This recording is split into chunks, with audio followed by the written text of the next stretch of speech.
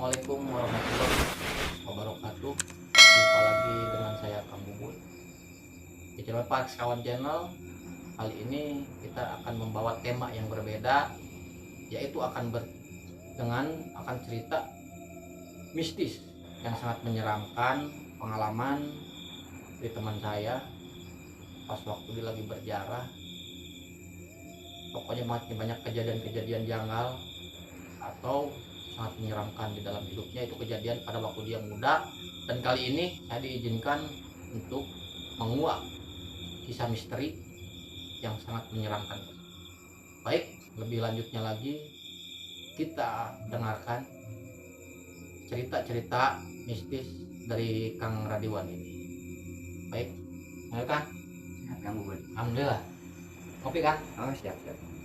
Bisa diceritakan tentang pengalaman mistis Akang pada zaman 20 tahun ke belakang, pada saat Akang berjarah ke salah satu keramat yang sangat menurut Akang itu menyeramkan. Gimana itu, Kang?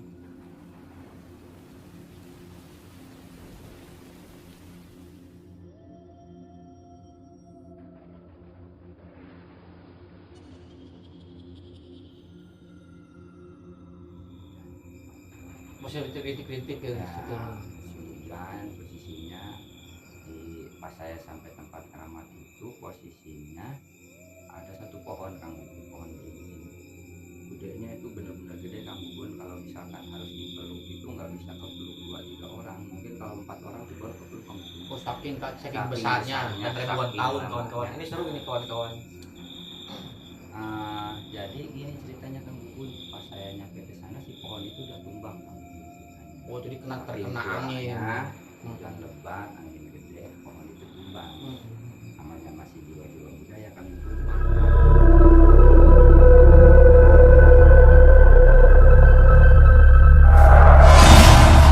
Terkena angin.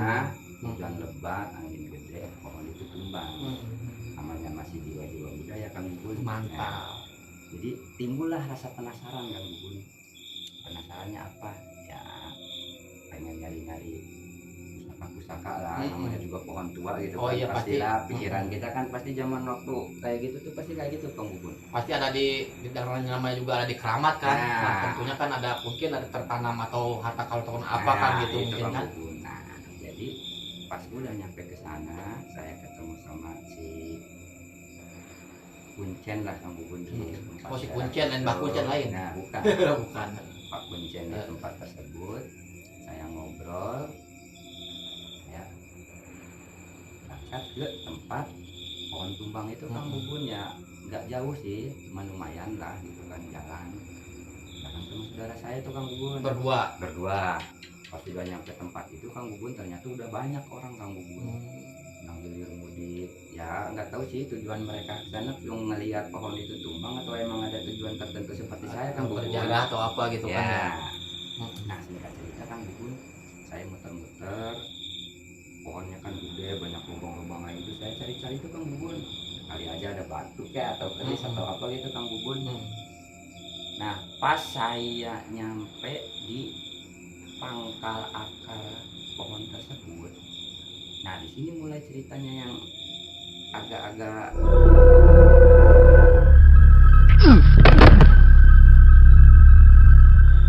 kayak sejenis kain kapan. Kain kapan warna putih. Warna putih. Yang saya anehnya itu, Kang Bubun, posisinya gini loh, Kang Bubun, itu pohon udah tua, nggak tahu ratusan tahun atau ribuan tahun, tapi itu si kain kapan yang saya lihat itu tuh putih bersih, Kang Bubun. Kemungkinan bisa jadi itu masuk ke mungkin ke alam gaib sana ya, berarti ya. Bisa jadi. Nah, jadi ceritanya saya ambil nih, Kang Bubun, tanpa sepengetahuan orang, termasuk saudara saya itu, Kang Bubun, nggak tahu. Oh, saudara sampean juga nggak tahu bahwa di situ ada tertanam tersebut gitu. Saya ambil, saya rawatin, saya masukin ke tas, Kang Bubun. Nah, singkat cerita, saya kembali dong ke tempat ziarah itu. Saya tidur, ceritanya nih, Kang Bubun. Nah, di sini saya tidur.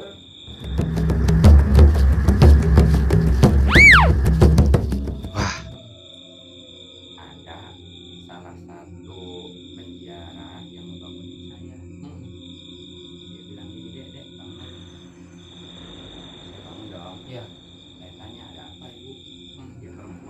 perempuan dia Ya. itu.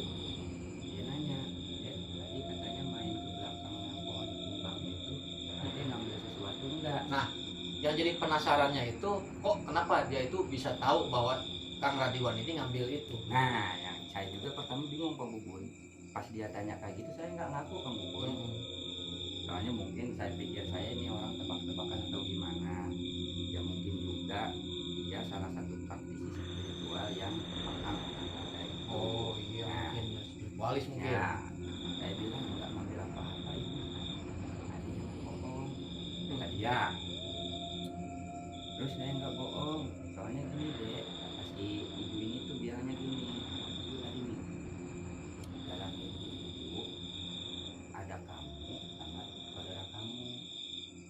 Tuh, Minta air katanya sama ibu. Ibu kasih air dong. Nah air putih itu ibu kasih buat kamu 1 gelas, buat saudara kamu 1 gelas.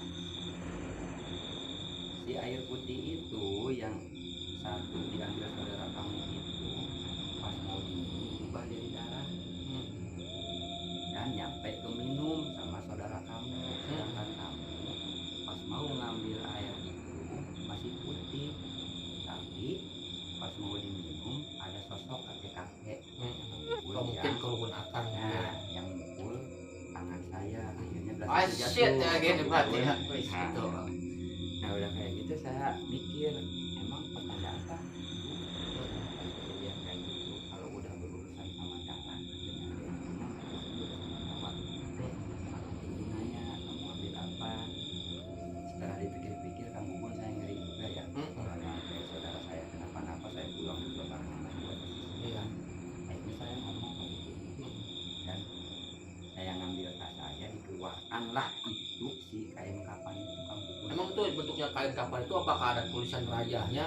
Kalau Atau untuk apa tulisannya Kang Bubunnya si kain kapan itu bentuknya mungkin setengah meter persegi.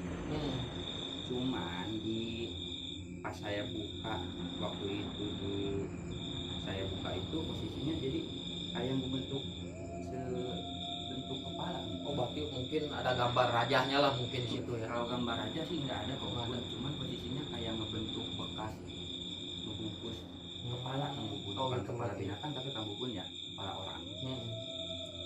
Nah kepala orang ini ntar ada ceritanya lagi nih Kang Bubun. Ada satu apa ya sesepuh di kampung itu yang akhirnya menceritakan bisa ada terjadi ada sejarahnya lagi nih Kang Bubun nih ya. Nah nanti itu kita sambung lagi, kita lanjut ke yang tadi si Ibu itu ya. Nah, saya bilang aduh deh kenapa diambil.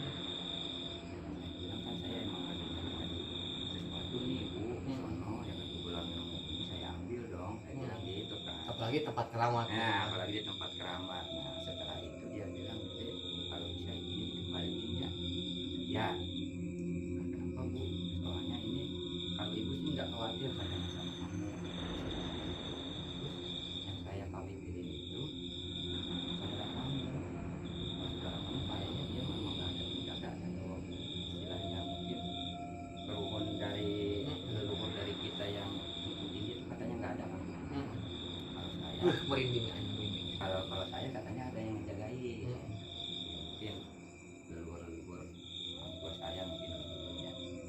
Nah habis itu saya bilang ya udah ibu daripada saya celaka gitu kan, saya juga ikut celaka gitu kan. Akhirnya saya bilang gini ya udah bu tolong dibantu lah kalau emang bisa. Dan akhirnya si Akang itu Iya. menyerahkan sama dia.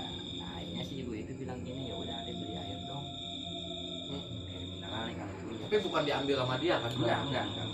Jadi saya disuruh beli air mineral itu 2 botol Kang Bubun tanpa lepas segel ya. Lepas itu. Nah akhirnya saya beli, saya pergilah ke lokasi Sama si ibu tadi. sama si ibu tadi, pergi ke lokasi tempat pohon beringin yang tumbang itu. Saudara saya diajak nggak mau Kang Bubun.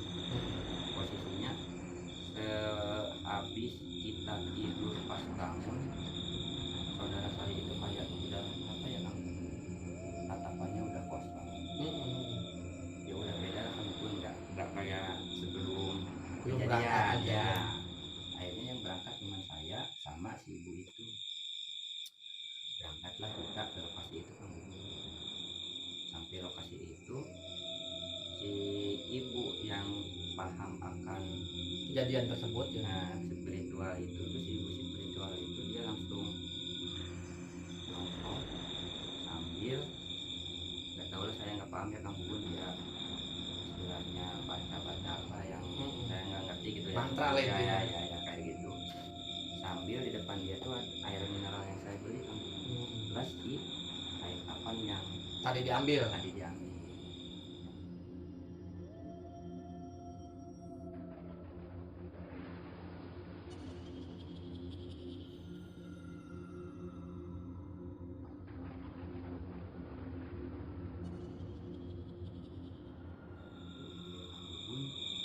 Si air mineral yang 2 botol disegel ini tuh airnya hilang setengah botol Kang Bubun. Waduh, benar itu, Ya, benar itu kejadiannya itu. Itu posisinya gini Kang Bubun, kalau dibilang bohong kayaknya nggak mungkin bohong, orang saya ngelihat sendiri pakai mata kepala saya, si airnya itu emang turun sendiri. Padahal si tutupnya itu tutupnya masih disegel Kang Bubun. disedot dari bawah mungkin ya, Nah, masih mungkin. mahal tersebut Nah. mungkin. Nah, setelah kejadian itu akhirnya si kain kapan itu dimasukkan ke tempat Yang tadi diambil. saya pertama ngambil itu Kang Bubun. Nah, kata si ibu itu kalau ini nyampe dibawa pulang, yang bakalan dibawa kata dia saudara saya Kang. Nah, menurut si ibu tersebut pernah ada bilang nggak bahwa kain kapan tersebut adalah pusaka atau jimat-jimat raja atau gimana? Ada bilang seperti itu nggak? Kalau untuk bilang seperti itu dia nggak ada sih Kang Bubun, cuman ada satu orang tua di situ yang kebetulan pas saya ditanya sama si ibu itu, dia tahu silsilah sejarahnya kenapa ada kain kapan di situ. Si bapak ini nanti ada cerita ke saya kenapa bisa ada di situ. Nah, kawan-kawan, nanti kita sambung lagi nih part 2-nya, dan seterusnya kalau kita si Abad akan menerangkan bahwa asal muasal kain kapal itu berada di pohon beringin tersebut. Nah, jadi lanjut dengan si ibu ya. Ya. Menurut si ibu akhir itunya gimana itu? Nah, setelah si ibu kita selesai dengan ritual itu Kang Bubun, akhirnya saya dibawa pulang ke tempat darah itu lagi, penjarahan ataupun keramat ya. Terus saya disuruh minum air putih hasil ritual dia. Ya, kalau saya pribadi sih ya Kang Bubun, posisi waktu itu nggak ngerasa gimana sih ya. Posisinya masih normal aja Kang. Mungkin akan sakti mungkin. Kalau dibilang sakti enggak sih ya. Posisinya mungkin leluhur saya emang suka ngejagain, ngaping ya, sama cucu-cucunya, jadi kan cuman yang kelihatan banget berbedanya itu saudara saya Kang. Nah, kenapa saya bisa bilang beda kejadiannya itu, jadi setelah kejadian itu semua sih buat saya pribadi aman-aman aja Kang Bun. Sampai pas malam Jumat Kliwon itu kan biasa kita suka tawasulan ya Kang Bun. Selesai tawasulan semua kita Pulang beres mandi, pulanglah Kang Bun sekitar jam 3 subuh Kang Bun. Nah, kejadian yang janggalnya itu di sini Kang Bun. Si saudara saya itu kan punya motor tuh zaman muda Kang Bubun. Motor kan suka banyak pakai ban kecil-kecil kayak gitu ya Kang Bubun ya. Kebetulan si saudara saya itu bener-bener sayang nih Kang Bubun sama si motornya ini. Nggak pernah tuh kalau ada bolong-bolong, jangankan besar di jalan, bolong-bolong kecil aja itu nggak pernah kencang Kang Bubun bawa motornya. Nah, pas pulang kejadian itu mah tuh kayak kerasukan setan Kang Bubun. Bocil.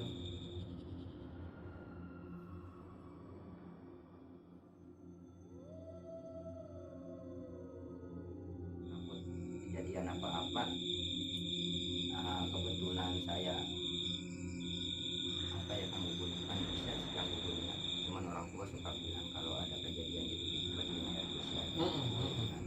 Saya baca itu ya kursi Kang Bubun sambil saya tepuk pundaknya tuh saudara saya, sambil bilang dalam hati, ya Allah semoga nyampe rumah selamat. Kalau emang saudara saya ini ada yang ganggu, tolong dihilangkan lah gitu Kang Bubun ya. Dan alhamdulillah setelah itu dia kembali normal nih Kang Bubun, sampai kita Sadar lagi lah, ketemu lagi ya. Jadi enggak, jadi pas saya tanya, pas udah sadar saya tanya, lu kenapa bawa motor gini-gini? Dia bilang katanya bawa motor saya bener-bener sakit dari tadi, kata dia gitu Kang Bubun. Oh berarti setengah kerasukan lah. Nah, saya ingat lagi sama si omongan yang si ibu itu Kang Bubun. Oh berarti benar nih, kalau nyampe saya bawa tuh barang Kang Bubun nggak tahu kan saya pulang ke. Enggak, pas waktu di sana itu ada kesurupan masal atau gimana ya? Kalau kesurupan ada beberapa Kang Bubun. Oh pas Nah, Akang ya ambil. itu Kang Bubun. Jadi kenapa si ibu itu nyamperin saya itu karena emang rame ada yang kesurupan. Oh ternyata pas begitu Akang ngambil si kain kapan tersebut. Saya bawa ke tempat keramat, tadi tempat keramat. Pada kesurupan masal. Kesurupan Kang Bubun. Merinding kawan-kawan. Merinding nih. Ini karena kalau menurut saya ini kisah nyata. Mohon maaf kalau misalnya ada anak ini cuma menceritakan kisah nyata tersebut. Silakan dilanjutkan. Nah, setelah ada kejadian yang kesurupan itu, nah barulah si ibu saya karena kata dia aura kita berdua itu beda Kang Bubun. Oh kata ceritain yang tadi itu ya kawan-kawan. Nah itu ya akhirnya cerita yang tadi itu Kang Bubun dilanjutnya Kang Bubun. Jadi dilanjut kita perjalanan pulang, alhamdulillah kita selamat sampai pulang. Dan besoknya itu ya udah sih nggak ada kejadian Udah, alhamdulillah. sampai sekarang Kang Bubun. Berkah selamat lah Ya. intinya gitu kan. Baik kawan-kawan pas kawan channel pas ke mana berada. Ambil perhatikan kan nanti kita sambung lagi part 2 karena cerita ini kalau menurut saya sangat mistis dan bisa nyata sampai saya pun merasakan hadirnya aura-aura sesuatu. Mungkin beliau pun yang ada di sini mungkin mendengarkan.